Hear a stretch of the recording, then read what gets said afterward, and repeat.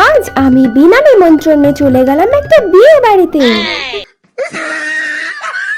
কি করব বলো, সবাই খালি বিয়ে বাড়ি খেয়েই যাচ্ছে, কিন্তু আমার তো একটা বিয়ে বাড়ির নিমন্ত্রণ পর্যন্ত পড়ছে না।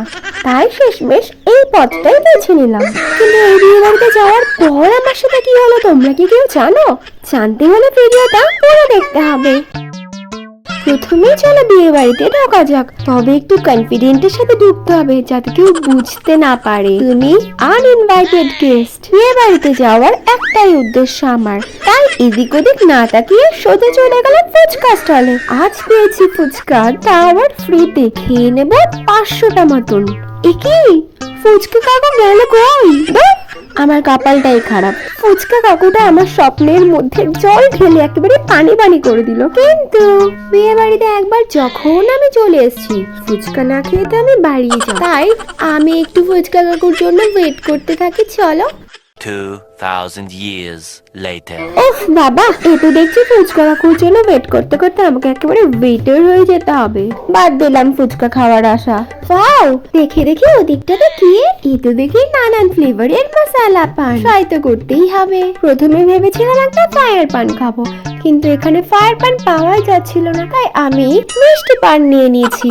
এই স্টলটাতেও অনেকটা ভিড়। পানের জন্য ওয়েট করতে করতে আমাকে মনে হচ্ছে এবার ওয়েটার হয়ে যেতে হবে।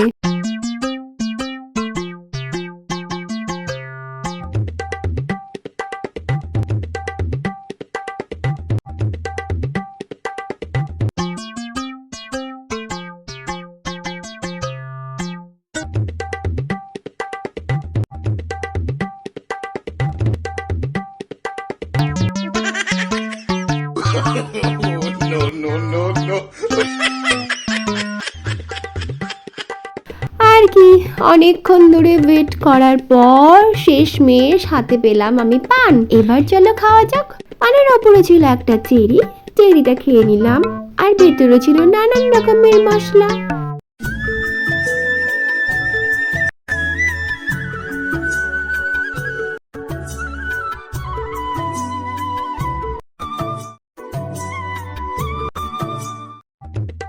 এবার আমি চলে গেলাম আইসক্রিম স্টলে আইসক্রিম খাওয়ার জন্য। এখানেও প্রচন্ড ভিড়। ভিড় ঠেলে শেষমেশ হাতে পেলাম আইসক্রিমটা। এবার চলো খেয়ে নেওয়া যাক।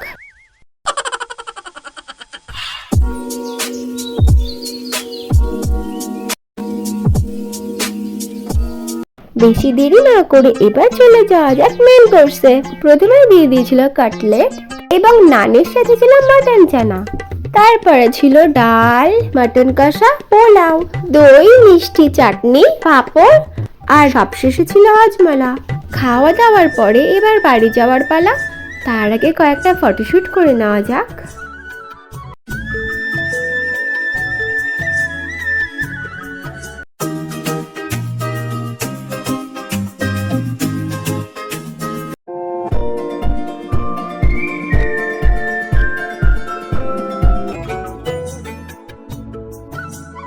আমি একটা ফটোশুট করে নিই। চলো দেখা হচ্ছে তোমাদের সাথে নেক্সট ব্লগে।